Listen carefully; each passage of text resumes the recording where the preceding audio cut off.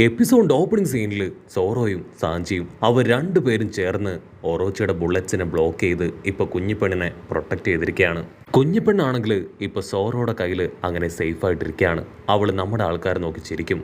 ഇവിടെ ലൂഫിക്ക് അത് കണ്ട് ഭയങ്കര സന്തോഷം, അവൻ തുള്ളിച്ചാടും. അതേസമയം കാഞ്ചറോയ്ക്കും ടീമിനും ആണെങ്കിൽ കുറച്ച് ടെൻഷനാവും. കാരണം അവരുടെ പ്ലാൻ അത് വീണ്ടും പൊളിയാനായിട്ട് ചാൻസ് ഉണ്ട്. അവരാണെങ്കിൽ ടെൻഷനാവും. അതിന് നാമി പറയും അവളെ പ്രൊട്ടക്ട് ചെയ്തേ പറ്റൂ, അതിന് ഇതല്ലാതെ മറ്റൊരു വഴിയും നമ്മുടെ മുൻപിലില്ല.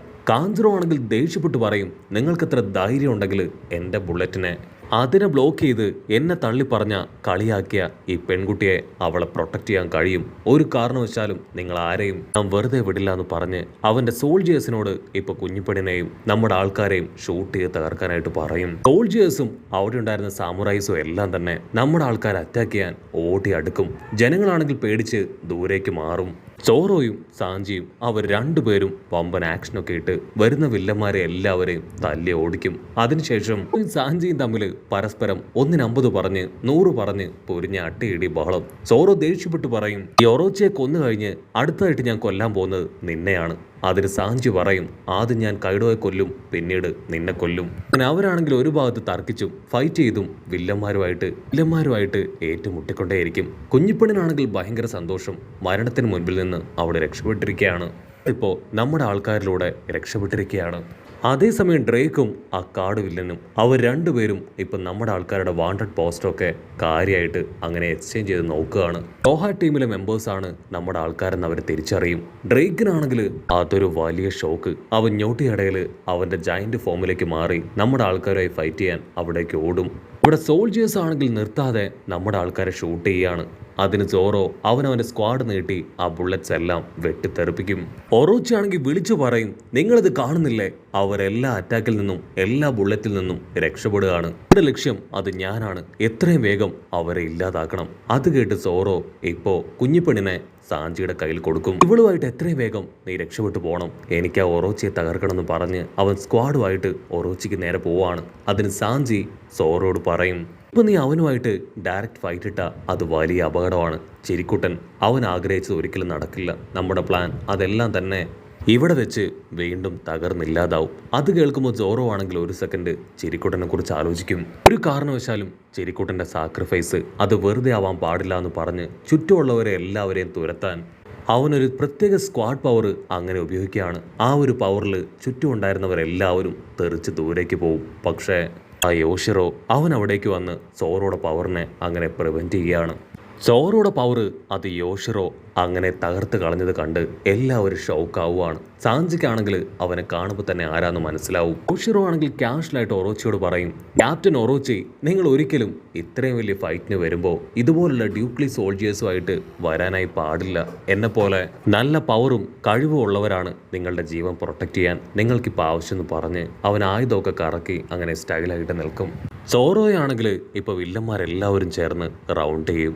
അതേസമയം ആ ഡ്രേക്ക് വില്ലനാണെങ്കിൽ അവൻ്റെ ഡൈനോസർ ഫോമിലേക്ക് മാറി സാഞ്ചിയുടെ തൊട്ട് പിന്നിൽ വരും. സാഞ്ചി ആണെങ്കിൽ അവനെ അറ്റാക്ക് ചെയ്യും. പക്ഷെ ആ ഡൈനോസറിന് അതൊരു ഉറുമ്പ് കടിച്ചതായിട്ട് മാത്രമേ തോന്നൂ.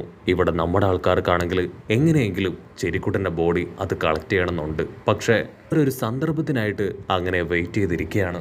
ഇവിടെ ക്യോഷിറോ ആണെങ്കിൽ ഫൈറ്റിൽ ഇറങ്ങിയത് കണ്ട ഒറോച്ചി ആളാണെങ്കിൽ ഇപ്പോൾ ആളുടെ സോൾജിയേഴ്സിനോട് ആളെ സേഫായി തിരികെ ക്യാസിലേക്ക് കൊണ്ടുപോകാനായിട്ട് പറയും. ഒറോച്ചി ആണെങ്കിൽ പോകുന്ന വഴിയിൽ നമ്മുടെ ആൾക്കാരെ എല്ലാവരെയും ചുട്ട് കരിക്കാനായിട്ട് പറയും. അതേസമയം നാമി അവളാണെങ്കിൽ കാഞ്ചറോയോടും ടീമിനോടും അവിടുന്ന് കടന്നു പോകാനായിട്ട് പറയും. കാരണം അവരെ ആരെങ്കിലും ശ്രദ്ധിക്കുകയാണെങ്കിൽ തീർച്ചയായിട്ടും പ്ലാൻ എല്ലാം തന്നെ പൊളിയും. അവരുടെ പ്ലാൻ എല്ലാം തന്നെ വീണ്ടും തകർന്നില്ലാതാവും. അവിടുന്ന് അങ്ങനെ കട്ട് ചെയ്ത ഫ്രാങ്കി ചാടി വന്ന് ആ ബുള്ളറ്റ്സിനെ എല്ലാം അവന്റെ ബോഡി വെച്ച് തടുക്കും. പിന്നീട് കിരിക്കുട്ടന്റെ ബോഡി അത് തൂക്കിയെടുത്ത് അവിടുന്ന് ഓടുകയാണ്. ഉസോപ്പാണെങ്കിൽ അവന്റെ സ്റ്റോൺ ഫയറിനായി മുകളിലേക്ക് കയറി വരും. അത് കണ്ട സോൾജിയേഴ്സ് ആണെങ്കിൽ മുകളിലേക്ക് വെടിവെക്കും. മറ്റൊരു ഭാഗത്ത് റോബിൻ അവളുടെ കൈ ഉപയോഗിച്ച് സോൾജിയേഴ്സിനെ തല്ലി താഴെയിടും. കട്ട് ചെയ്ത ഇവിടെ സോറോയും യോഷിറോയും അവർ രണ്ടുപേരും വമ്പൻ ആയുധങ്ങളൊക്കെ എടുത്ത് അങ്ങനെ ഏറ്റുമുട്ടാൻ പരസ്പരം ഊട്ടിയെടുക്കും. അങ്ങനെ കട്ട് ചെയ്ത ഇവിടെ ക്യോഷിറോയും സോറോയും അവർ രണ്ടുപേരും വമ്പ സ്ക്വാഡുകളൊക്കെ എടുത്ത് പൊരിഞ്ഞ പോരാട്ടം. അവനാണെങ്കിൽ സോറോയെ നിർത്താതെ വെല്ലുവിളിക്കുകയാണ്. വിശ്വസുന്ദരിയാണെങ്കിൽ പേടിച്ച് ഒരു ഭാഗത്തേക്ക് മാറി നിൽക്കും. അവളുടെ ഹാർട്ട് ബീറ്റ് അത് കൂടി വരും. അവളുടെ ഏക പ്രതീക്ഷ ഇപ്പൊ സോറോയിൽ മാത്രമാണ്. അവന് മാത്രമേ അവളെ സേഫായി അവിടുന്ന് കൊണ്ടുപോകാനായിട്ട് കഴിയൂ. സോ പ്രതീക്ഷയോട് കൂടെ അവൾ സോറോയെ തന്നെ നോക്കും. ഉടനെ ബ്രൂക്ക് ആണെങ്കിൽ വിശ്വസുന്ദരിയോട് പറയും, നീ എത്രയും വേഗം ആ ഫ്ലവർ ക്യാപിറ്റലിലേക്ക് പോകണം. അതിന് അവൾ പറയും, ഇല്ല, കുഞ്ഞിപ്പെണ്ണില്ലാതെ ഞാൻ ഇവിടുന്ന് എങ്ങോട്ടും ഇല്ല. ആണെങ്കിൽ അവളെ സമാധാനിപ്പിക്കും. കുഞ്ഞിപ്പെണ്ണ് അവൾ സാഞ്ചിയുടെ കയ്യിലാണ്, തീർച്ചയായിട്ടും അവൾക്കൊന്നും സംഭവിക്കില്ല. നീ പോയി കഴിഞ്ഞ് അല്പസമയത്തിനുള്ളിൽ തന്നെ ഞങ്ങളും അവിടേക്ക് എത്തുമെന്ന് പറയും. കട്ട് ചെയ്ത ഇവിടെ സാഞ്ചിയാണെങ്കിൽ കുഞ്ഞിപ്പെണ്ണിനെ തൂക്കിയെടുത്ത് പൊരിഞ്ഞ അട്ടിയിടി ബഹളം. ആ സോൾജിയേഴ്സ് എല്ലാവരും നമ്മുടെ ആൾക്കാർക്ക് നേരെ തിരിഞ്ഞിരിക്കുകയാണ്. ആങ്കി, റോബിൻ, സാഞ്ചി, സോറോ അങ്ങനെ എല്ലാവരും ഇപ്പൊ കളത്തിലിറങ്ങി അവരെ കൊണ്ട് പറ്റും പോലെ ഫൈറ്റ് ചെയ്തുകൊണ്ടേയിരിക്കും. ഉത്സവപ്പാണെങ്കിൽ അവന്റെ ഉണ്ടി ബോളൊക്കെ വെച്ച് പൊച്ചറം ഓരോരോ വില്ലന്മാരായിട്ട് അങ്ങനെ അട്ടിച്ച് ദൂരേക്ക് തെറിപ്പിച്ചു കൊണ്ടേയിരിക്കും. ആ കൊമ്പ് വില്ലനാണെങ്കിൽ അവന്റെ അസിസ്റ്റൻസിനോട് നിലവിളിച്ച് പറയും, ഒരു കാരണവശാലും അവരെ വെറുതെ വിടാനായിട്ട് പാടില്ല. ഒന്നുകിൽ അവരെ ജീവനോടുകൂടെ ോടെ മുൻപിൽ എത്തിക്കണം, അല്ലെങ്കിൽ അവരെ എല്ലാവരെയും കൊന്നു തള്ളണമെന്ന് പറയും. അപ്പൊ ലോങ് ഷോട്ടിലായി ആ പ്രിസണിൽ നമ്മുടെ ലൂഫി, അവനാണെങ്കിൽ ആ ഒരു ഫൈറ്റ് കണ്ട് ഹാപ്പി ആയിട്ട് തുള്ളിച്ചാടുകയാണ്. അപ്പാപ്പനാണെങ്കിൽ ലൂഫിയുടെ സന്തോഷം കാണുമ്പോൾ തന്നെ മനസ്സിലാവും അത് ലൂഫിയുടെ ടീംമേറ്റ്സ് ആണെന്ന്. സത്യം പറയും ലൂഫി, അവരെല്ലാവരും നിന്റെ ടീംമേറ്റ്സ് അല്ലേ? ഉടനെ ലൂഫി ആണെങ്കിൽ ഓസ്കാർ ആക്ടിംഗ് ഒക്കെ ഇട്ടുകൊടുക്കും. എനിക്കൊന്നും അവരാരാണെന്ന് അറിയില്ല, ഞാൻ ഇതുവരെ അവരെ കണ്ടിട്ട് പോലും ഇല്ലാന്ന് പറഞ്ഞ് അടുത്ത നിമിഷം വീണ്ടും അവൻ സോറോയെ സപ്പോർട്ട് ചെയ്യാണ്. ഇവിടെ ക്വീനിന് കാര്യം പിടികിട്ടും. ഓ, എന്റെ ഗസ് ശരിയാണ്. അപ്പൊ നീയും ആ കള്ളനും നിങ്ങളെല്ലാം ഒറ്റക്കെട്ടാണല്ലേ? തീർച്ചയായിട്ടും നിങ്ങൾ ആരെയും ഇവിടുന്ന് ജീവനോടുകൂടെ മടങ്ങിപ്പോവാൻ ഞങ്ങൾ അനുവദിക്കില്ല. ക്വീൻ ആണെങ്കിൽ ആ ഫൈറ്റ് എങ്ങനെ ആസ്വദിച്ച് കാണും. അതേസമയം വാർഡൻ ആണെങ്കിൽ ഇപ്പൊ ക്വീനോട് പറയും, ഫ്ലവർ ക്യാപിറ്റലിൽ നിന്ന് ഒരു വലിയ ക്രിമിനലിനെ ഇവിടേക്ക് കൊണ്ടുവന്നിട്ടുണ്ട്. അങ്ങയുടെ പെർമിഷൻ ഉണ്ടെങ്കിൽ സെല്ല് അത് ഓപ്പൺ ചെയ്യാന്ന് പറയും. ക്വീൻ ആണെങ്കിൽ പെർമിഷൻ കൊടുക്കും. അടുത്ത നിമിഷം ആ ഒരു വലിയ ഗ്രില്ല് അത് ഓപ്പൺ ചെയ്ത് ലൂഫിയെ കൊണ്ടുവന്നതുപോലെ വലിയൊരു ബോർഡൊക്കെ പിടിച്ച് കുതിരപ്പുറത്ത് ആ വില്ലനെ കൊണ്ടുവരാണ്. അത് മറ്റാരുമല്ല, ആ ഒരു സീരിയൽ കില്ലർ. അവനാണെങ്കിൽ ടെററായിട്ട് ചിരിച്ച് ആ കുതിരപ്പുറത്ത് അങ്ങനെ ഹായ് ആയിട്ടിരിക്കും. ക്വീൻ ആണെങ്കിൽ അവനെ ഒന്ന് സൂക്ഷിച്ചു നോക്കും. ഓ, എനിക്കിവനെ ഓൾറെഡി അറിയാമെന്ന് പറയും. അത് കഴിഞ്ഞ് അവന്റെ തൊട്ടു പിന്നാലെ മറ്റൊരാളും അവിടേക്ക് വരികയാണ്. സോൾജിയേഴ്സ് ആണെങ്കിൽ ക്വീനോട് പറയും, ഞങ്ങൾ ഇവനുമായിട്ട് ഈ പ്രസനിലേക്ക് വരും വഴിയാണ് ഈ ഒരു കൊടും ക്രിമിനലിനെ കണ്ടത്. ഇവനും നല്ല രീതിയിൽ പണിഷ്മെന്റ് കൊടുക്കണമെന്ന് പറയും. അവിടേക്ക് വന്ന രണ്ടാമത്തെ ആള് അത് മറ്റാരുമല്ല, സാക്ഷാൽ യൂസ്ട്രസ് കിഡ്. ക്വീൻ ആണെങ്കിൽ ഡബിൾ ഹാപ്പി.